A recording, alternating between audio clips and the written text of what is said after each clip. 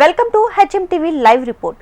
భారత్తో వాణిజ్య చర్చలు ఇక లేవంటున్నారు అమెరికా అధ్యక్షుడు డొనాల్డ్ ట్రంప్. భారత్ విషయంలో అమెరికా అధ్యక్షుడు మొండిగా వ్యవహరిస్తున్నారు.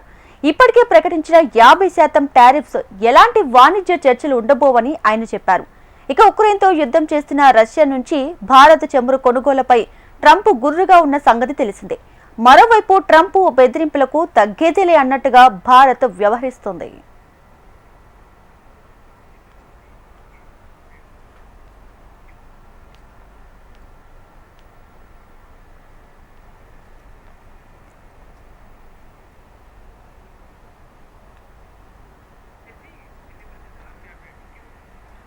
రైట్, ఇక భారత్ తో వాణిజ్య చర్చలకు లేవంటున్నారు అమెరికా అధ్యక్షుడు డొనాల్డ్ ట్రంప్. భారత్ విషయంలో అమెరికా అధ్యక్షుడు మొండిగా వ్యవహరిస్తున్నారు.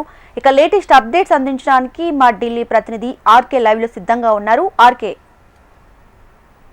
ట్రంప్ తన దూకుడు వైఖరిని ప్రదర్శిస్తున్నాడు, అలాగే చాలా మొండిగా వ్యవహరిస్తున్నారు.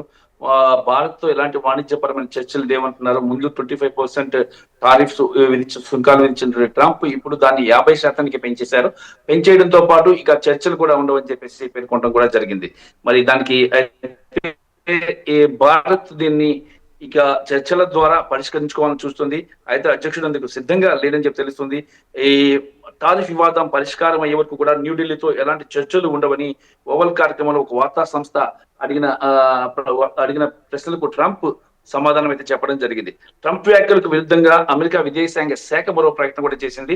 విదేశాంగ శాఖ అధికార ప్రతినిధి టామీ పిగోట్ విలేకరుల సమావేశంలో మాట్లాడుతూ భారత్ అమెరికాకు వ్యూహాత్మక భాగస్వామి అని పేర్కొన్నారు. టారిఫ్ల నేపథ్యంలో ఇరు దేశాల మధ్య సంబంధాలు ఉద్రిక్తత కొనసాగుతున్నప్పటికీ కూడా దేశంతో పూర్తి స్థాయిలో చర్చల్లో పాల్గొంటామని చెప్పేసి చెప్తున్నారు.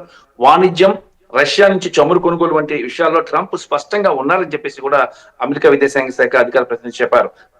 దీనికి ప్రతిస్పందనగానే ట్రంప్ నేరుగా చర్యలు తీసుకున్నారని చెప్పేసి కూడా ఆయన చెప్పడం జరిగింది. రష్యా నుంచి చమురు కొనొద్దని హెచ్చరికలు జారీ చేసినప్పటికీ కూడా భారత్ పట్టించుకోకుండా చమురు కొనటం వల్ల ఈ సుంకాలను భారీగా పెంచేశారు. మరి దాదాపుగా 25% ఉన్న సుంకాలను ఒక్కసారిగా 50% పెంచారు. పెంచిన 20% సుంకాలు ఈ నెల 27 నుంచి అమల్లోకి రానున్నాయి. మరి అయితే ట్రంప్ టారిఫ్లు భారత్ కూడా ధీటుగా స్పందిస్తుంది.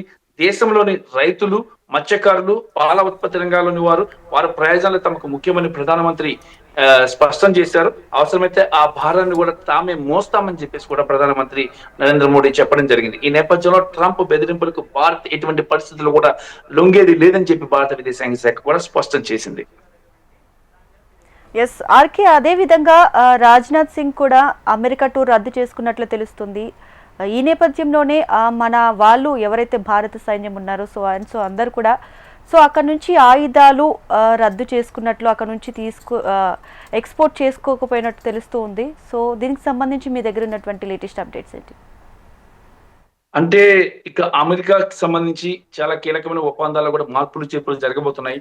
మరి ఇప్పుడు ట్రంప్ చేసిన ఈ టారిఫ్లు పెంచడం వీటన్నిటి వల్ల అమెరికాకు కూడా నష్టం జరిగే అవకాశం ఉంది. ఒక్కసారిగా 25%, 50% చేశారు. మరి అక్కడ అమెరికాతో కూడా మనకి ఆయుధాలకు సంబంధించి ఇంకా అనేక ఎలక్ట్రానిక్ వస్తువులకు సంబంధించి అనేక ఒప్పందాలు ఉన్నాయి.